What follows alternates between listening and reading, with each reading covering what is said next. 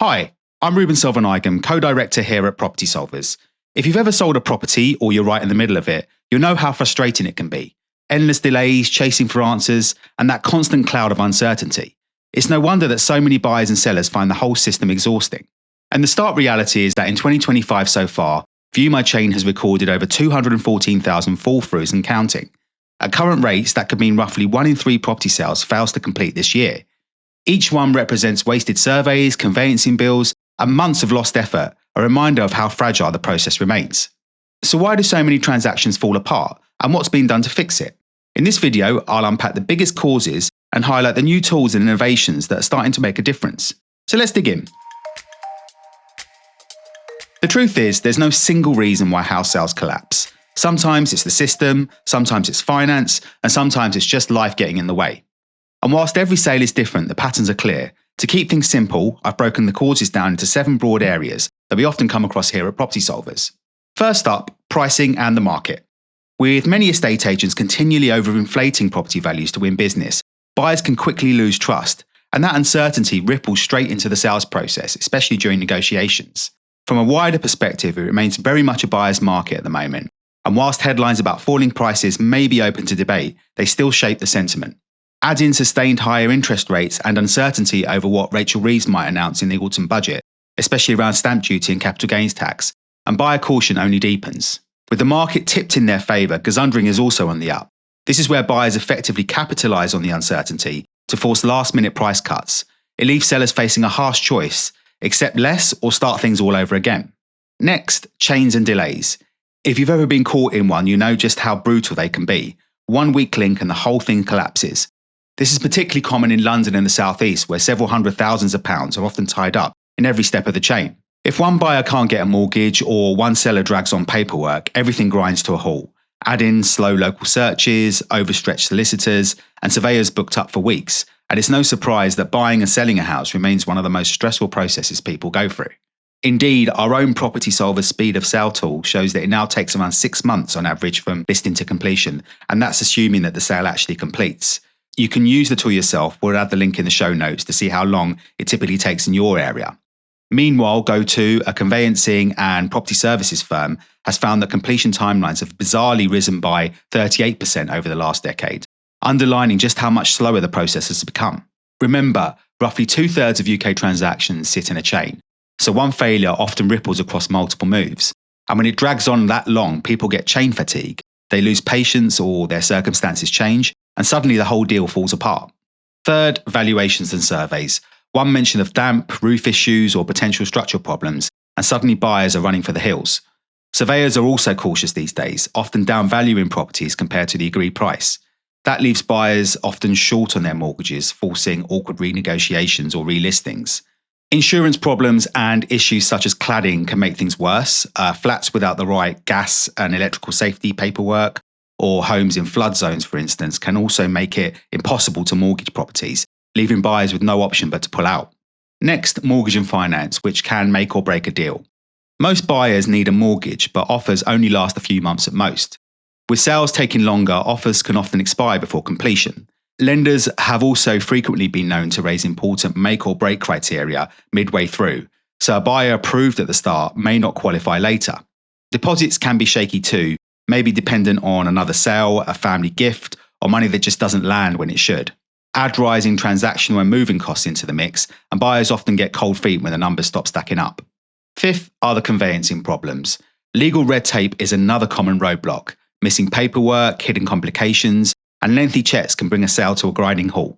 When dealing with private treaty sales here at Property Solvers, we often see title issues, restrictive covenants, negative easements, or unregistered land only coming to light far too late in the process, by which point time and money has already been wasted. Even relatively small oversights like missing building regulation sign-offs or outdated planning permissions can stall a transaction for months and test everyone's patience. Leasehold flats with short leases or escalating ground rates also often get stuck when mortgage companies refuse to lend. And probate sales can take months before executors even have the authority to sell, by which point buyers often lose interest. Sixth are the human factors. Sometimes it just comes down to people. Cold feet, life changes, or simple disagreements can derail months of progress. Divorces, relocations, or health issues can change priorities overnight. Some buyers make offers and then vanish without any explicable reason. Even small things like rows about fixtures, disputes over moving dates, or family members weighing in can be enough to kill a deal.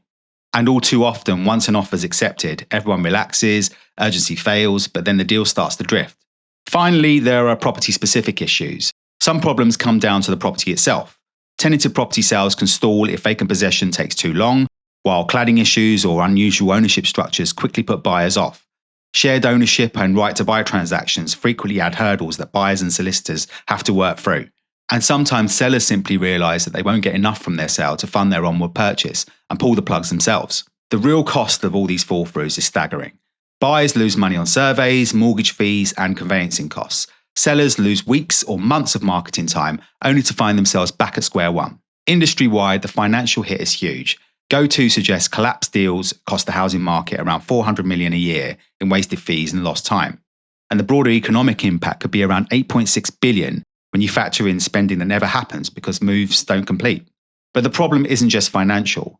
Huge amounts of industry time and energy are wasted each year as solicitors, agents, and lenders chase transactions that are stuck or doomed to fail. This could be spent helping people actually move. Instead, it's wasted on duplication and dead ends. And then there's the emotional cost. Imagine packing, planning, and setting your heart on a move, only to have it unravel at the last moment. The stress and disappointment is massively frustrating. So, the big question, can the system actually be fixed? The answer is yes, but it will take more than a few tweaks. It means rethinking property transactions from the ground up to cut delays and give everyone more certainty. A number of solutions are already in the early stages of development, being trialled in parts of the market and pushed by policymakers. Let's start with upfront information packs. Right now, many sales collapse because critical details surface too late. Land registry title documents and law society forms, planning permissions, building control certificates, warranties and guarantees often only emerge weeks or even months into the process. By then, although buyers have already spent money on surveys and legals, when unexpected issues come to light, many simply pull out. As a result, there's growing support for sellers to prepare upfront information packs before a property even goes to market. By pulling together all the essential documents from the outset, delays are reduced and nasty surprises are less likely to derail the deal later on. Scotland's upfront home reports are often held up as a good model.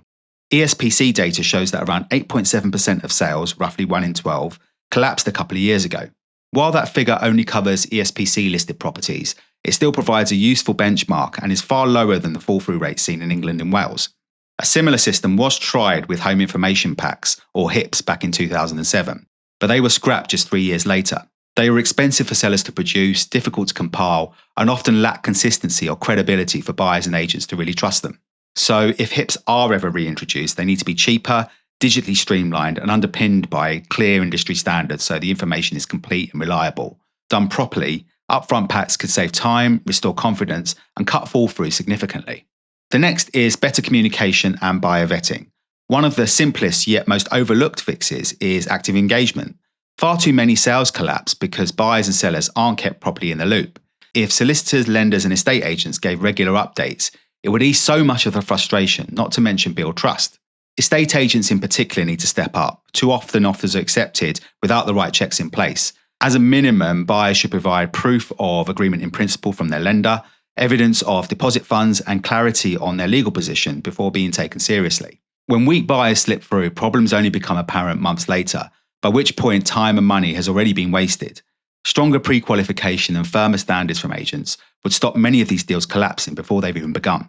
The next is chain visibility and collaboration. As mentioned before, interdependent transactions are one of the biggest killers of sales. Right now, most people in a chain don't know what's happening further up or down the line. You could be waiting on one link whilst the real issue is with another. However, platforms like Coadjutes are proving how powerful real-time collaboration can be. Their technology allows stakeholders to share data instantly, see progress across the transaction, and track outstanding tasks. Instead of endless chasing emails and phone calls, everyone has the same information in front of them.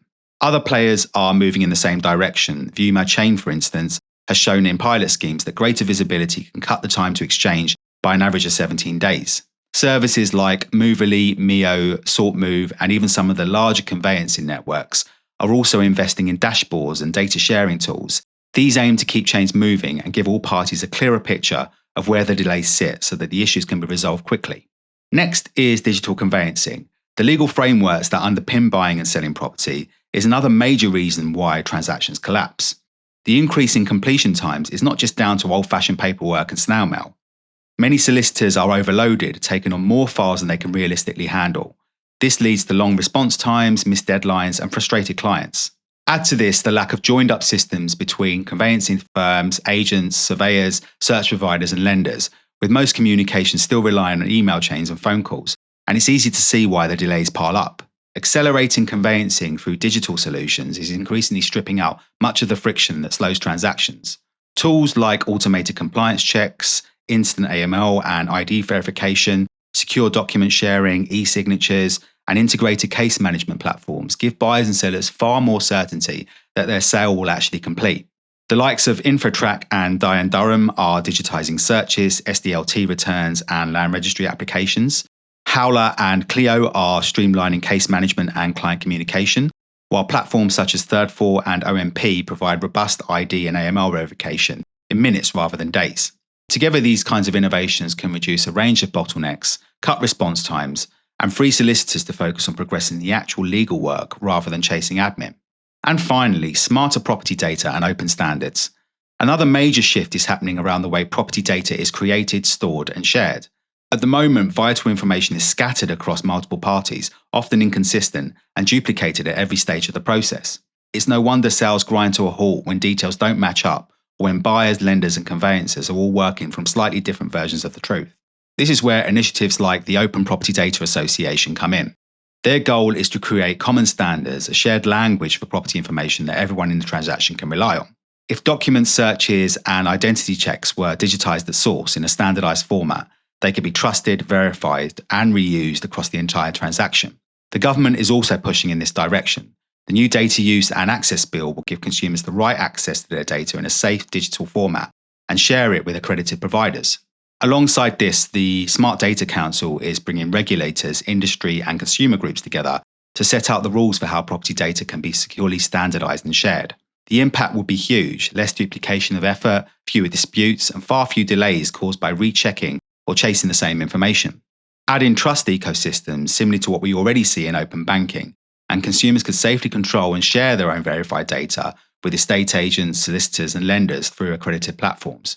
If these standards become embedded, the home buying process could finally start to mirror the efficiency we take for granted in other sectors. The result would be faster transactions, lower costs, and a system buyers and sellers can actually trust.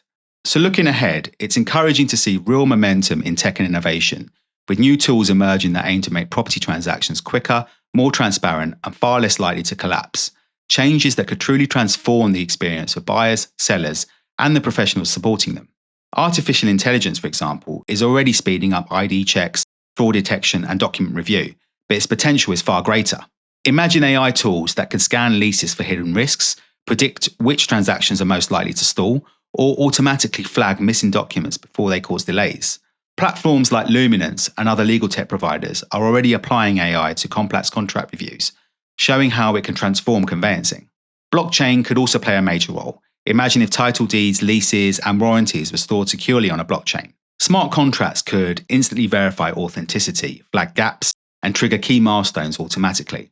That kind of automation would cut down the disputes and delays that so often derail sales. It would also reduce duplication, disputes, and human error, and platforms like Coadjute are already exploring how blockchain can support secure, real-time data sharing across the transaction. Predictive analytics is another area with huge potential. Data-driven models could provide a risk score for a chain before it even starts, allowing estate agents and conveyancers to spot weak links and intervene early, cutting the number of failed sales dramatically. For buyers and sellers, the biggest frustration is often being left in the dark. Consumer-facing apps linked directly to conveyancing systems could give real-time updates, much like parcel tracking, so people know exactly where things stand. Several startups are already developing these consumer dashboards to reduce the bottlenecks and improve transparency.